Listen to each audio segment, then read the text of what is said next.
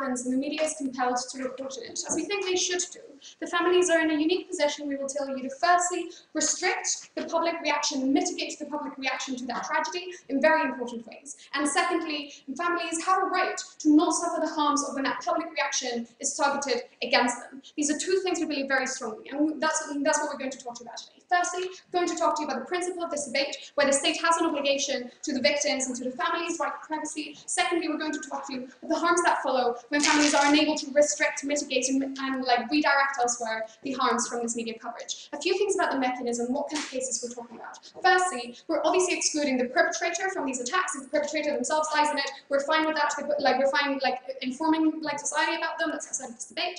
Secondly, we are happy to inform everyone what the tragedy consisted in, what happened. We're happy to have statistics. We're even happy to have general demographics. We just don't want information about individuals if members of the family, direct members of the family, haven't been contacted to speak on their behalf. Not yet. I'm not even done. Thirdly, what cases are we talking about? We're talking about old tragedies, right? Anything that happens in which a large number of people die. Most often, we think this will apply to cases like school shootings, cinema shootings, church shootings, things like lone wolf terrorist attacks. We're also happy, of course, covering natural disasters, those kinds of things. So we think that in the most relevant cases are the ones in which there are political gains out of having information about individuals, which is why the media would have a particular interest in wanting to do that, or campaign groups would want to do that. Those are also the cases in which we think the family, in a second, is most likely to want to stop these, information from being aired. Clarification. So to be clear, if you're the father of a person who goes and shoots up a school, you don't get the right to deny that being a thing that every other kind of person does. So we could presumably discuss that in more detail, but we don't think it's relevant because that person has put themselves in that position to a different degree. This is about the victims. We comparatively, we just don't care as much about the perpetrator.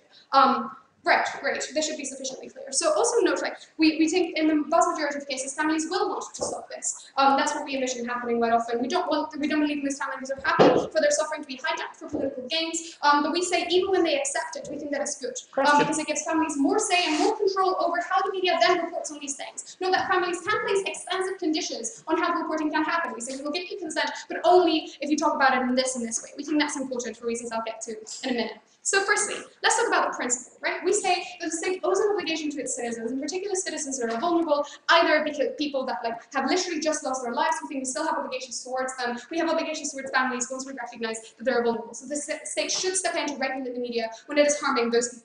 Firstly, what obligations does the state have to the victims? We say that everyone has a basic right to privacy, right? Everyone has a basic right to identity. That is why we don't allow, and that is why we don't want the media to report on individuals without their consent on their everyday lives, right? We don't want the media reporting on strangers going into LGBT bars, for example. We don't want the media reporting on strangers religious identity, their political identity. We consider that a huge intrusion on people's liberty. We hope opposition will agree. We think that these reasons don't go away once a person has passed away. We think that we still owe some sort of obligation to respect those things. If there are stuff that they would not have wanted to know, and it is easy for people to not make that known after their death, it is easy to respect that, and it is an important thing that we do. Things such as, were those people on drugs? Were those people gay and did not want to be outed? Did those people have religious and political leanings that would later go on to harm their perception, their reputation, but also their communities, right? And this is important, because very often, the reason people don't want things to be known about themselves is because it would hurt others, not because it would hurt themselves. And we can't know when that is the case. We can't know if someone was hiding information from their family because they didn't want to hurt them. So the state has an obligation to uphold that right to privacy, even when they pass away, to protect those people. Secondly, though, we say that the state also owes an obligation to the families, right? We recognize that after you have lost someone close to you, you are suffering, you are bereft, you're in a position that we recognize is incredibly vulnerable. That is why we allow families, after they've lost someone, to take time off work, for example. That's a very simple thing that just shows you need privacy, you need time to suffer for yourself, to internalize what has happened. The last thing you need at that point is to not be allowed to move on, because everyone around you is talking about the graphic details of what happened to your children. Know that you can't even restrict to what extent the media reports on it, which means that the media very often has huge incentives to be very graphic, to sell huge amounts of papers and so on. So we say that it is harmful. At the very, very least, you need to give the families input on how this information is conveyed, because you owe an obligation to them not to suffer more at this point. So then, what else do we think are the harms that happen once you actually violate this important principle? We say three main things happen. Before I go into them, I'll take closing if they have me. Okay. Yeah, sure. So even if individuals do have this right, but it's not families of the perpetrator, why is it that my parents, who, presumably on your principle, wouldn't have a right to out me usually, do once I die? According to your principle. Well, we say families are just in a better position than the media to make this assessment. We say that families know you, they know what your interests are. We think that is just a closer approximation at the very least. So let's talk about what the different harms that follow from this policy, right? We say firstly, once you personify the victims of a crime, you're incredibly likely to follow this up with disproportionate public action, right? We say in every single circumstance, if there is, for example, a terrorist attack, it is almost always followed up with disproportionate action by the government of the people that have been attacked. See things like the Patriot Act, see, for example, like extensive and like hugely disproportionate British response to a limited number of people that died in Tunisia. No, this wasn't even within their control because it wasn't even within their borders. And the response to that was incredibly disproportionate. The way that these things get enhanced is when you can put one particular face to it, right? That's when you get particular gains. When there's one single person you can empathize with, you can go like in-depth into the details of their lives. Those are the kinds of things that make people feel like, yes, that person is like me, therefore I do not want that to happen to me. Those are the kinds of things that prompt disproportionate action. Without this model, the media is absolutely uncontrolled and unrestricted from having information that can have huge political harms, lead to huge disproportionate action by personifying people in a way that only benefits them so that they can maximize their profits. We say families are likely to want to prevent this personification, to not be hijacked for profits, and therefore put a restriction on this, which means that the discussion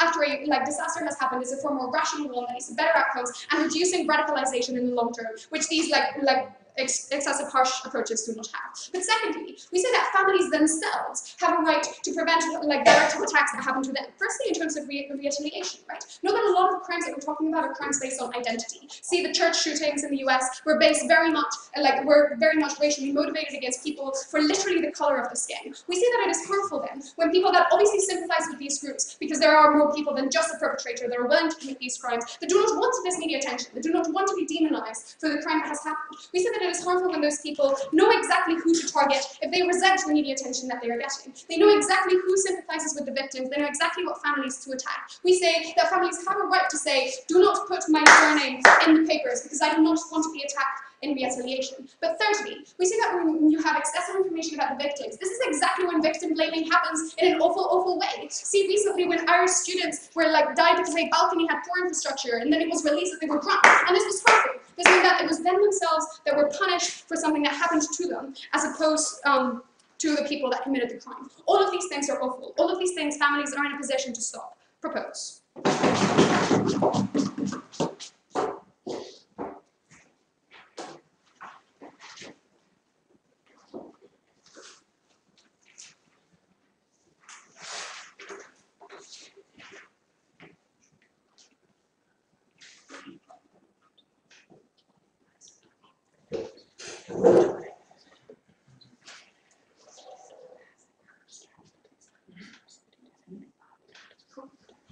Thank the Prime Minister for their speech and are delighted to welcome the opposition.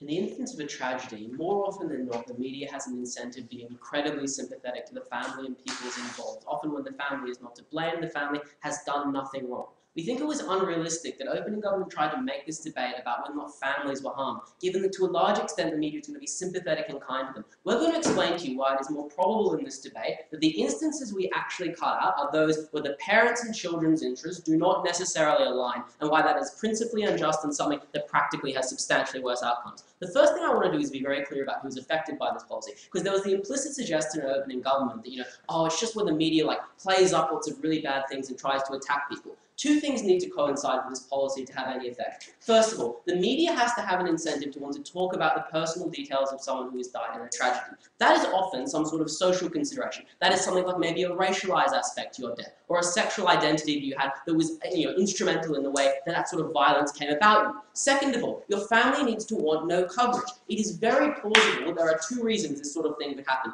Either because they disagree with your lifestyle, right? They don't like the fact that you were a gay person and beaten up or killed as a result of that. Or they don't like some aspect of your lifestyle that they never agreed with. Or additionally, because they themselves are some sort of complicit or responsible in the sort of violence that you may have perpetrated against other people. For instance, if you're a terrible parent, your child has sort of psychological problems, they go on to commit violence and atrocities. We think those are the two cases most likely to actually play out in this debate, because that is the only particular instance where the sorts of things that need this policy to happen to coincide. So let's deal with some, first of all, an explicit piece of rebuttal. On the principled material, which is the first thing substantive I want to talk about in this speech, I was not sure when I asked the point of clarification what was happening, because it sounded to me like either if you were the father of a person who went and shot up a school who was killed as a result of that shooting by the police for her, you were not affected by this policy, right? Which would seem to me to concede the principle that sometimes practical consideration about what the public needed to know and maybe aspects of that crime were more important than the familial considerations. Or was the case they were merely saying that if you were the shooter yourself and you somehow survived, we weren't going to cover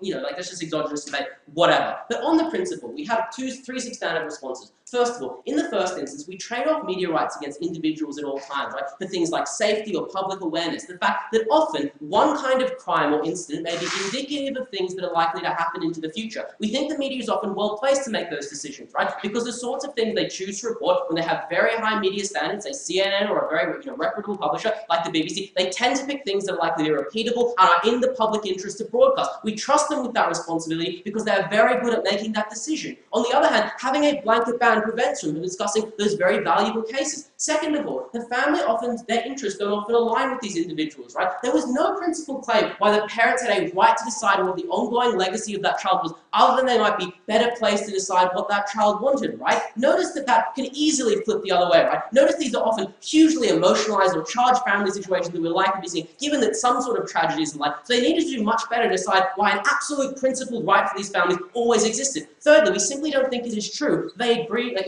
and suffer a huge harm as a result of this sort of thing, right? Because, there are ways to insulate yourself against the media trying to beat up your family. Right? You often have media spokespeople. You get walls of support from the sort of organizations that are trying to run these stories in the first instance. You often get lots of money and time and support for people. So it's unclear where your life is practically made substantially worse. Lastly, on the sort of response to things, the way that we will deal with the example of Tunisia. The Tunisian example was silly, right? No family who was shot in, a family member who was shot in Tunisia is going to ban their person being shown on the TV. They have no incentive to it. They garner a large amount of public sympathy, and they presumably want it to be known that that was a real person who died in a horrible tragedy, right? But notice, secondly, if we remove any discussion of these things, people will simply default to their basic presumptions, right? If there is any discussion as to the actual reason of racialized violence or whatever, and maybe the fact that someone like Michael Brown or whatever was killed unjustly, people will default to the already racist assumptions they have. So often the media is a good tool for breaking down those sorts of stereotypes. Last piece of substantive in this speech. The benefits to the kinds of coverage I discussed when I tried to delineate what kinds of cases we were talking about. First of all, on minorities, often these cases are exceptional for garnering moral support. First of all, because it humanizes. Seeing a statistic or a number, like opening government said, is one thing. Seeing the face of, say, a teen who was bullied because of their sexual identity and then was either killed or committed suicide as a result breaks that sort of moral distance between you and them. It is something that is likely to make you consider that thing. It is a useful tool for these organizations to garner lots more support and money and the sort of resources they need to actually affect positive change for those people. Secondly, because of reference to personal life, often preventing these sorts of crises happening in the first instance is much more effective than trying to deal with them after they happen. For instance, preventing depression is far easier than trying to treat it once it has come about, breaking the situation that allow depression to develop. What happens when you allow the media to choose how it reports on the public situation? Often something like the BBC, if someone is bullied and killed, will talk about what sort of circumstances confluenced in order to allow that person to feel so isolated and vulnerable they decide they necessarily have to kill themselves. At that point, as a person watching, you can talk about that with reference to your own life, right? See what sort of things you might be doing wrong. So this is very important causally for allowing people to prevent these sorts of things happening in the future. Secondly, on dangerous people. I'll take a POI if anyone has one. Sure. Okay, so the things that you've described might be things that family consent into.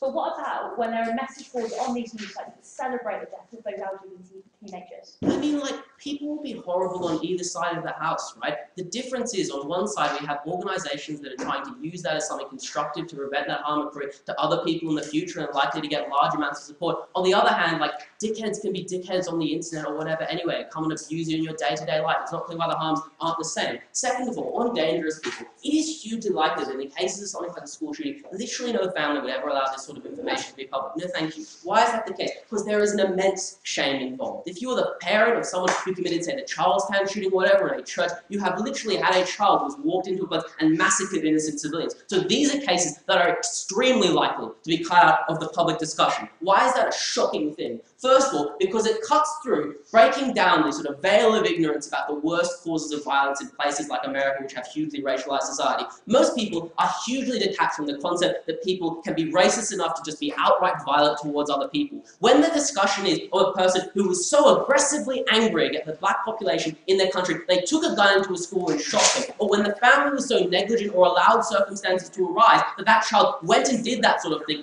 A, principally that family's interest should not come above the interest of the public, but B, it's an important rallying tool for getting people aware. Secondly, this is hugely a factor of garnering outrage. Often, the sorts of groups like Black, the NAACP in the US, need to be able to speak to a large class of African Americans in order to get enough political capital and support behind them to do anything productive. That can only happen when you have tools of moral outrage like these sorts of things are, where the violence is explicitly racist, there is an explicit delineation, and something that should be in the public eye. We've given you reasons why the only cases that are likely to be in play in this debate fall decisively on the opposition side. The government teams need to do a lot better at explaining why they're actually shutting out anything productive.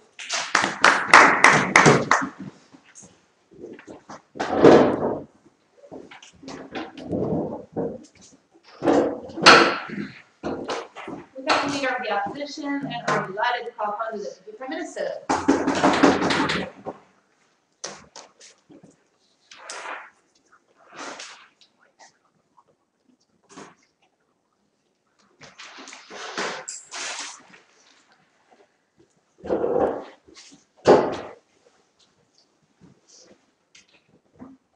Dear panel, it's not enough for opposition to just go up and talk about all the cases where this model will probably not apply. Like, if that is the only thing they need, like, we are absolutely happy to agree with that. There are probably lots of cases where the family is just fine. However, in those situations, which I will explain more, we still get the win that the media has to approach them. They still get some kind of say in how this thing is going to be depicted. So in as much as they want to have a kind of moral rallying point and so on, for those cases we still win.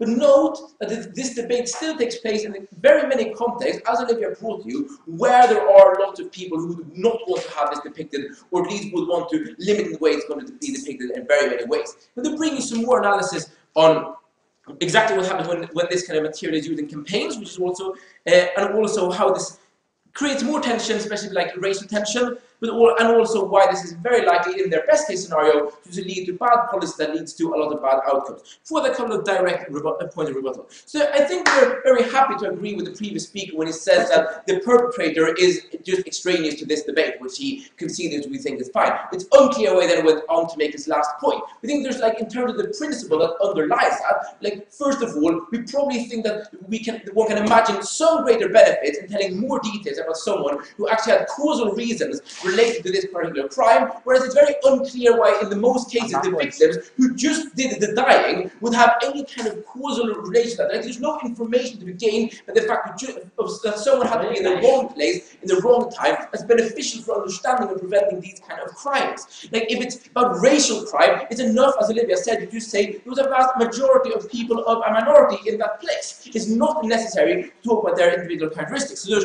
it is extraneous, but there's also no principal concession by that. The second, no, thank you.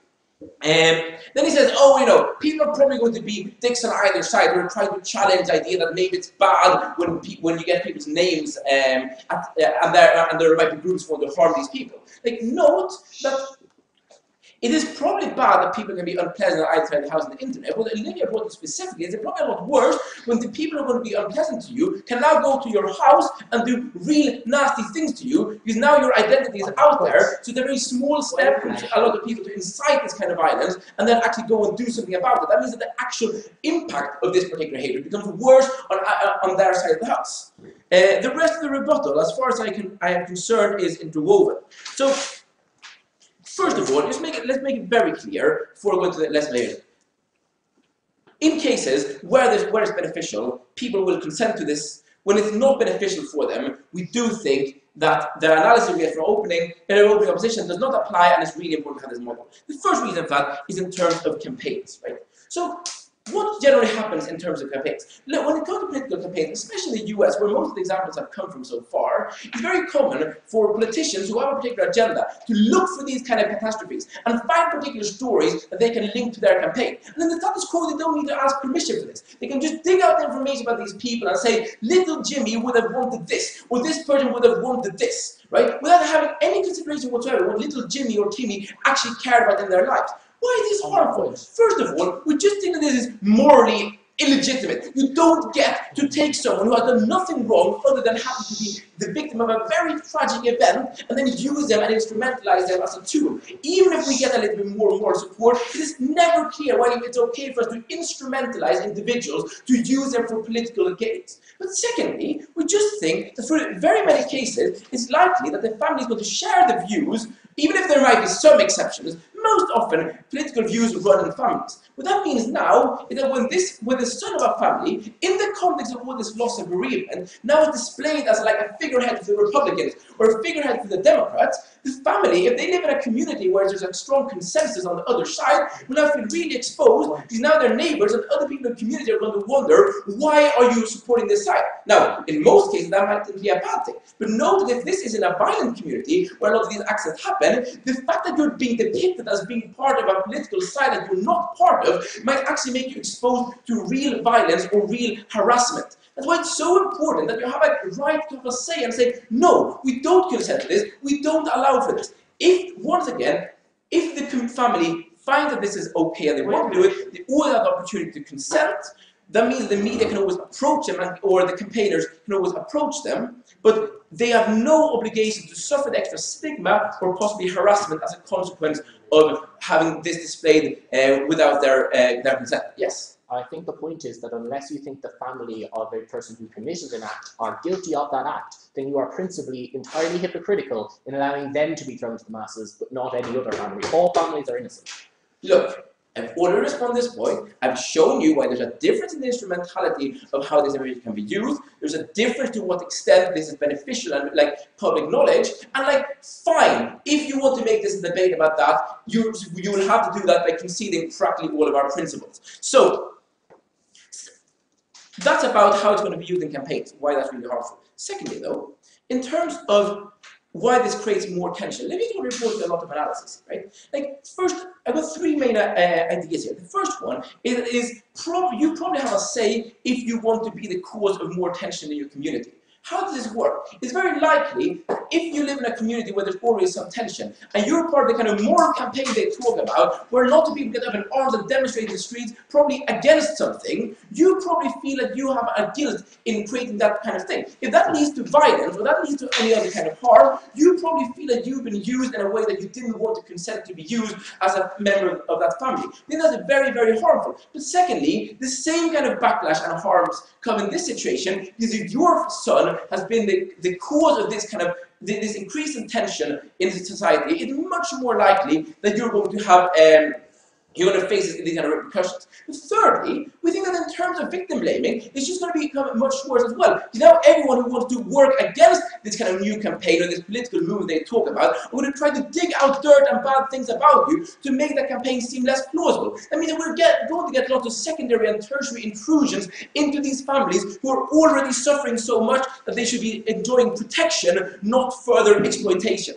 Finally, even if we get some more campaigns, we think they're going to lead to the worst kind of policies. The best kind of policies happen when we can consider all stakeholders and we can make balanced decisions based on the probability of things happening. When these kind of things happen, they're very likely to be exceptions. That's why we call them catastrophes. That means we're more likely to create bad policy or policy that doesn't consider long-term things or that disrespect relates to public aggression. But even if it is a good policy, when it's done in this context, it's more likely to become overturned or provoke lots of people to do nasty things. Because of that, incredibly happy to propose.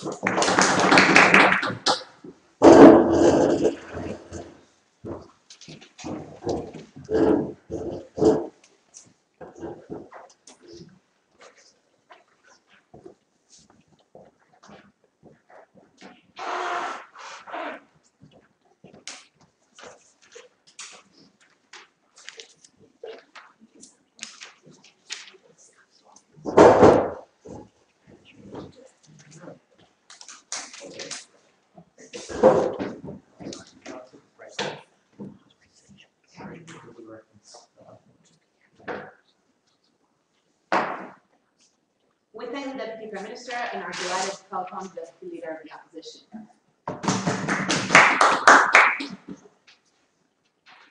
It is not okay for the Deputy Prime Minister to get up here and say, look, obviously guys, when it's good and in the public interest, the families will allow it, and when it's not, they won't allow it. Obviously, for this debate to function, you clearly have to look on the margins. That's what John did, that's what I'm going to continue to do in this speech. We're going to identify specifically the kind of cases that we think would be present in the media under the status quo, that are cut out under their model, and why we think there is significant harm to that. So, what am I going to do in this speech? First, I want to look at explicitly the harm that they brought in terms of harassment and violence to the family, why we think, that's probably not important in this debate. Secondly, I want to give very specific analysis on why we think the individual characteristics are so important to getting these stories across, why that's important. Thirdly, I want to deal with this kind of like, are we talking about the perpetrator? Aren't we talking about the perpetrator stuff? And fourthly, I want to look at specifically why we think the state, or like other organisations are to a degree, like legitimate in instrumentalising people once they have died, given that they do so all the time when they're alive, and given that we say the ends broadly are good and therefore justify the means. So, firstly, on harassment and violence. So we just say that, like, in general, it's just deeply unlikely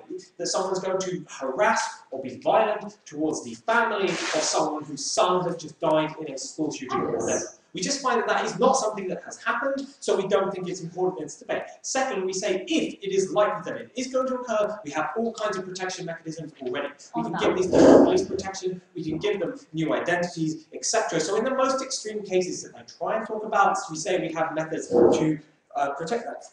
Next, we just say that, like, really, prima facie, it is more likely. So when we say who's going to exclude their son or their daughters from details being published in the news, is it going to be, the Democrat-supporting family whose son was killed, in some kind of school shooting, or is it going to be the parents who are ashamed of the fact that their child was gay, living in, Texas, and, the fact that their home environment probably contributed to the fact that their son or daughter committed suicide? We just think that it is likely that the parents' interests don't always coincide with the interests of the child, and we think in those cases it is most important that we get the story across. So, next, why are individual characteristics, no thank you, most important? Because firstly, note an important concession in the PM speech when they said, we'll probably allow them to say things like, the victim was black, which is probably a concession to the point that we say that individual characteristics make a story important, right? The fact that a police officer shot someone is less, meaningful in terms of a propaganda tool for correcting the fact that we have systemic injustices and biases against African Americans in America than saying, that this victim was black. Moreover, we say that actually they're kind of middle ground as a perverse harm, because what you hear when you just say, a black person was shot by the police, is instantly it plays into the kind of racial biases and undertones that they seek to correct, because people will just assume,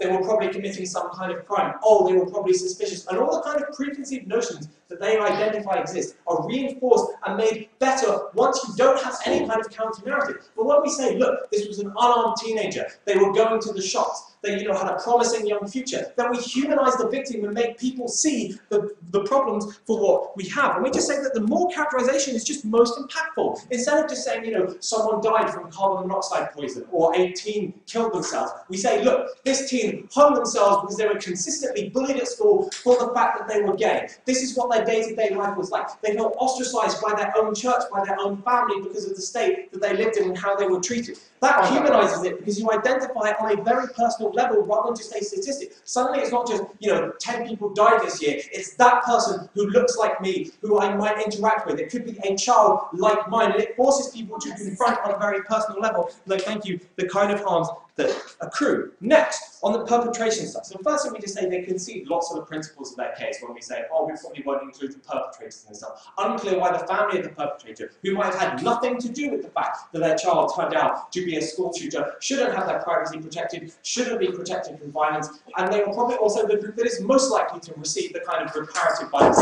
So weird concession of that principle there. So let's assume that this debate includes them as well, because if it doesn't, we probably won at this point. But let's give closing God the benefit of the doubt and say it probably does. Firstly, challenges stereotypes. So when we hear, a Palestinian has been burnt alive 2 days ago in Israel, people probably just assume, probably those classic Palestinians being mean to each other. Actually, having a real story that says this was a Jewish extremist from Israel humanizes and allows people to not, conform to these stereotypes. When we hear, a school was shot but we don't know anything about the person, the conservative gun lobby in America will just say, probably those Muslim terrorists. Again, actually being forced to confront the fact that overwhelmingly generally the people who carry out school shooting are, like pro-Confederate flag-waving, white, young Republican boys, means that these stereotypes have something to be challenged with. When they're never challenged, they're just reinforced. A conspicuous silence over, the race or other characterizations of these perpetrators allows these people to be furthered. And firstly, we just say it's probably important just to understand the causes of why these events happen.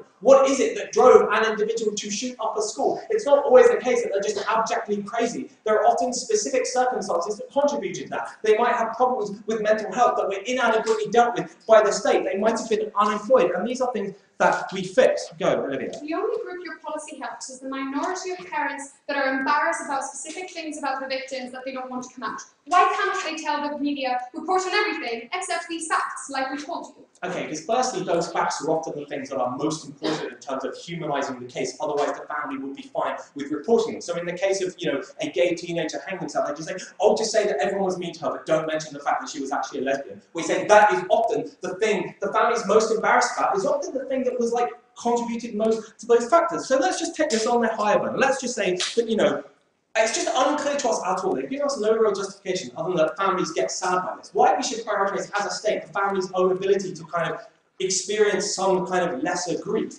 than it is to instrumentalise these people to causes that we say are fundamentally good. Why? So firstly, we just instrumentalise people all the time. When we force them to pay taxes, when we force them to abide by certain laws, we mitigate their individual freedoms at the cost of a wider benefit to society. Right? Next, we say that often in cases, it's just unclear why this is such a massive harm to the families. Every time they read their kind of watered down news story, the family will obviously know it's referring to their son. They will still get those harms. Nothing is going to bring their son or daughter back anyway. Families often just prioritise their own self-interest necessarily over what could be good for society. So why is it really important? Because often, firstly, the media has a narrative to sell which is relevant to the social climate of this. So what we mean is that stories about an LGBT committing suicide are often the most powerful that the media wants to sell. Stories about racial violence are really important to sell, which is why the media focus on these. And it makes these campaign groups and campaigns to fix these problems that much more effective when we have a human story, when we lose material propaganda under their side of the house, when people prioritise the fact that they are sad over the fact that we might be able to get real and substantive change to reduce bullying, to reduce ostracism, to reduce police racism in the States. We just think we get so many benefits on this side of the house, and they didn't engage with the comparative. That's why we were.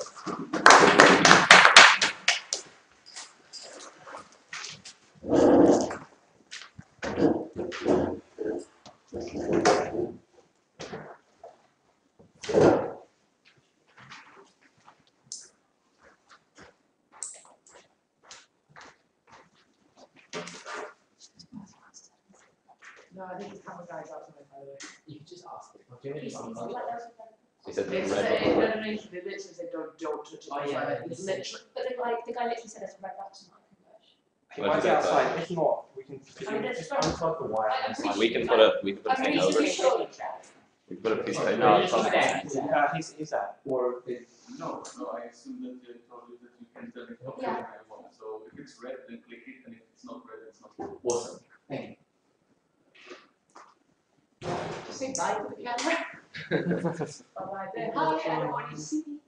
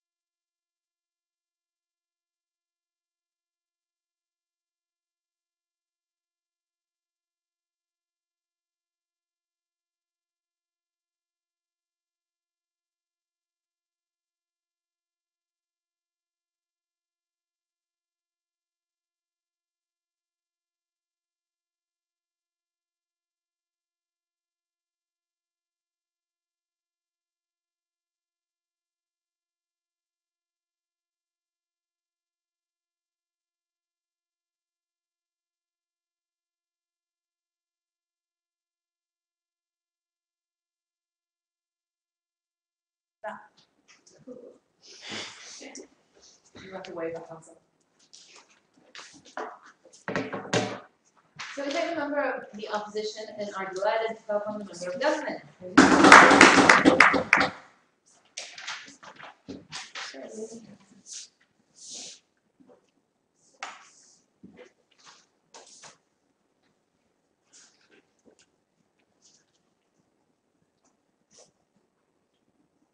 So we've heard from opposition a disgusting characterisation of what the media are actually like.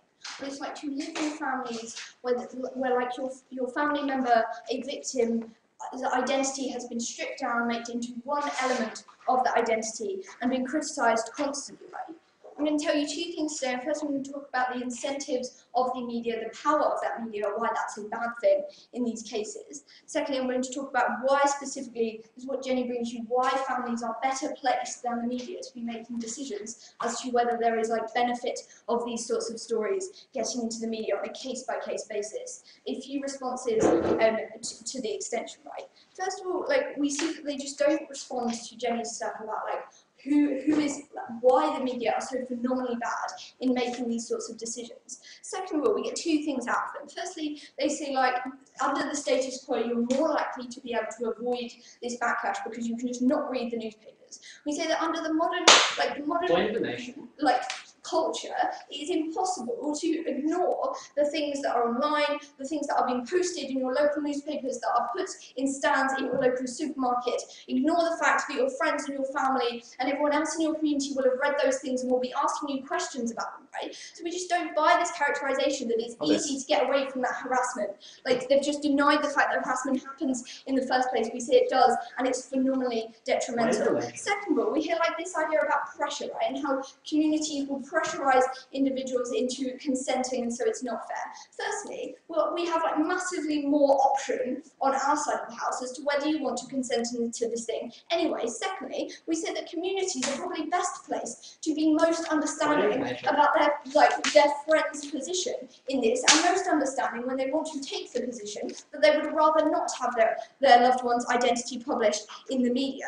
And thirdly, like, we just say that you, as an individual, are best placed to decide whether you want to be used as a political tool, and whether you being used as a political tool is a good thing in the grand scheme of things, given the rest of my stuff on why media is so bad. So one, power of the media, incentives of the media. We say that the certain headlines sell, right? Certain headlines that play on certain elements of stories make stories larger than they already are and make them more interesting, because people like to read things that are more complicated and more sensationalized, because there's just more to read and more interesting things to read, right? We say that, like, when we get into opening opposition characterization that the media is best placed to make these decisions, we say that's absolute rubbish, right? Bottom line is that the newspapers can't do any social good if they don't exist, right? So sales is literally the most important thing to those newspapers. Also see countless examples of where newspapers and media corporations do horrible things to people in order to get a good story, right? So we say that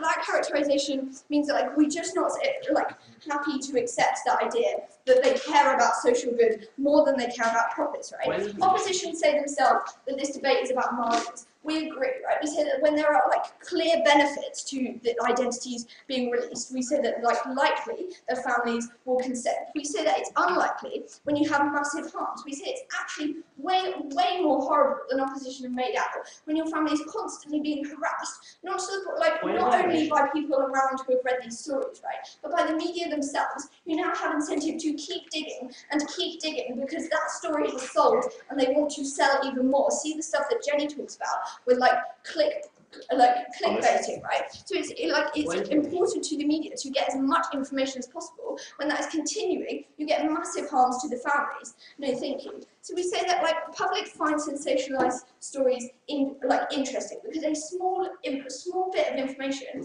can produce a massive knee-jerk reaction. We hear loads from opposition about the LGBT kids who killed themselves, right? Notice that the fact that you introduced the information that that child was an LGBT child, that story becomes a story about an LGBT individual killing themselves, because note the fact that we don't often know why people have chosen to commit suicide, right? So that motivation comes from the newspapers wanting to make it a larger story than it already is, when that makes the family incredibly uncomfortable, either because they see it as inaccurate or they're embarrassed, right? We say that that has massive harms. Also we see it in things like instance of sexual violence, right? When it becomes incredibly important to people for some reason to find out what sort of clothes the woman wears, right? So we see that these sorts of things make small stories bigger stories. That's why, we see, no, thank you. So we say, why is this bad, right? Because in the worst case scenario, we get things like horrible prejudices being perpetrated, over and over again in the media, right? And therefore in wider society. Also, you get just horrible and inaccurate stories, right? So you get an individual that is stripped down to one part of their identity, something that is incredibly uncomfortable for a family who know that their loved one was much more than that one part of that identity. You also get just crowding out of other really important issues, right? Especially when there are certain biases towards certain elements of a story, you get things that are largely ignored. Note the fact that you don't often get massive in detail information into black victims, for example, especially overseas and those sorts of things closing. Okay, on our side of the house we have competition between good newspapers and bad newspapers. When you have none of that and you only have the internet, which we've shown is terrible, why is that a good thing? So we don't understand, you don't have good newspapers and bad newspapers, right? So we say that it's probably a good thing that all newspapers are good and doing good things, and we want them to always be doing good things. And we say that on the internet, is probably always bad, but it's much, much worse under your case. Sorry if I've misunderstood what that. So why are families best placed? And we say that this is crucial, right? Because we say even if they aren't 100% infallible, they're probably good most of the time, or at least far better than the media are, right? See the fact that even if a family is still a little bit embarrassed that their child was gay and that they felt uncomfortable with that, they probably still care about that child, still care about their story, and still care about the fact they don't want it to happen to other people, right? So when there are clear advantages, we say that you are likely to get those clear advantages at the point at which a family can recognise those, right? We say that when there are clear harms to the family themselves, first of all, they are better to know what those clear harms are, how detrimental they will be to that family, and weighed up against the social benefits that the newspaper tells them all to get, but also they're more likely to know most about that case individually. They're more likely to know the sort of information that's coming out. They're more likely to understand the effect it will have on their local community. That's why it's imperative that we leave this decision with the families that this affects most. For these reasons, very proud to propose.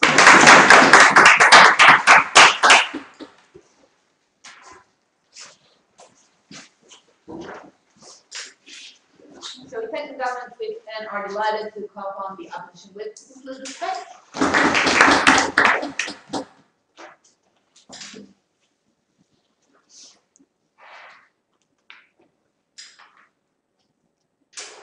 Paul and I want you to know two simple facts at the end of this debate. They have not succeeded in protecting the families that they told you was their burden to protect. And secondly, it is unfair of them as a society to deny this information and to prioritise not all families, but the families of people who first crop like. First point then, why this hurts families more. Recognise that Paul told you this is a pressure that you cannot win from, because either you decide to do nothing, however in their comparative, if you hold information back, then there is nothing out there. It is not that you, on both sides, families have to decide whether they want to get involved in a campaign. On their side, if I don't get involved in that campaign and give my explicit consent, then I stop that campaign. I take away vital information that cannot come out in any other way. That is an incredible pressure that they put up on families. But second of all, recognise equally that this pressure comes from an incredible norm that often that this has to be a positive decision to out my child, to tell the world about this. I have to actively sacrifice that information in a way that I didn't have to earlier.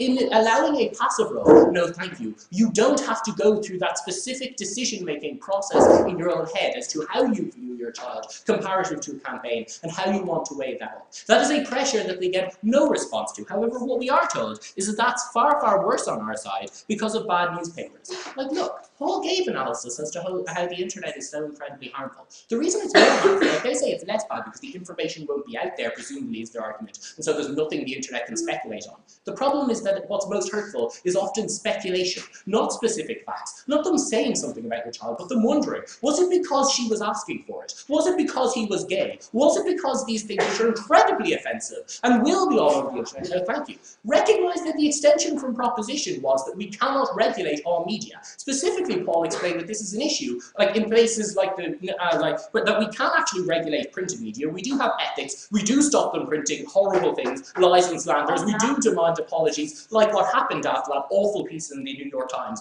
about Berkeley. But that doesn't happen online. Like on both sides, yes, we can't regulate it. But on our side, we at least give a support to families in terms of that pressure is out there, that you don't have to make that decision. Equally note that it was, like, true, you will see newspapers, it is to an extent in your public sphere to respond to the last speaker. It is less in your public sphere than when, like, newspapers are specifically constantly, no thank you, coming to you. Yes, not harassing you, but constantly asking you that question. Second, family members and people around you are constantly putting that pressure on you. Why is it that you won't stop this oppression for other black children? Why is it that you won't make a campaign? Why don't you care about what happened to your child? Is something that no family should have to face. That's why we say it is more in your sphere. Yes, it's difficult to ignore newspapers and the media. Like, it's just non-comparative for them to say that. It is worse when there is an incentive for them to constantly bring it to your face. Second, no thank you, no response to the fact that if I want to correct something, I have to out myself. I have to say, I am his father, I know these facts specifically, and this is why you are wrong. That is a massive burden and a pressure to come over, and that is a pressure that forces me into staying silent. There is all of this respect and compassion for me when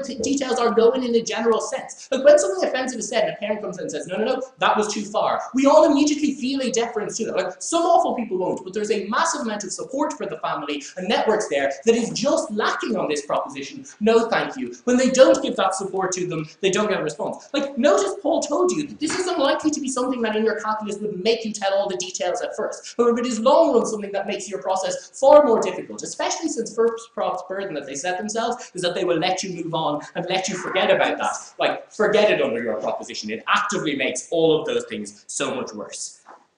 But this wasn't just a debate about practicalities, it was equally a debate about how we, no thank you, are specifically able, why we think that the media is better placed in terms of getting this information out than we needed. That engaged with both sides on their principal levels. So first off, second half tell us, with the media, you see, they're all about their profits. Like, recognise that this, to an extent, is a self-interest, but it is a feedback mechanism to society in terms of valuable information that they genuinely need. Like, sometimes, yes, it does lead them to do awful things and horrendous ideas. That's why we have regulation, Paul told you. That's why we, not just that we have things like we can sue for slander and we can give you that power, but equally there are ethics there. There are complaint mechanisms. There's a reason that they don't want to publish things, no thank you, to keep that up. The reason why we think parents are worse placed is first because they are entirely self-interested, but second because they have this guilt. Like Paul told you, this is the most traumatic period of your life. You want to try to move on. That should be your priority. You are not placed to decide national agendas for what the world should be discussing. But Paul said that there are other victims who need to hear about this. Like, for every gay teenager that is attacked, there are thousands of others. This is the one visceral image of an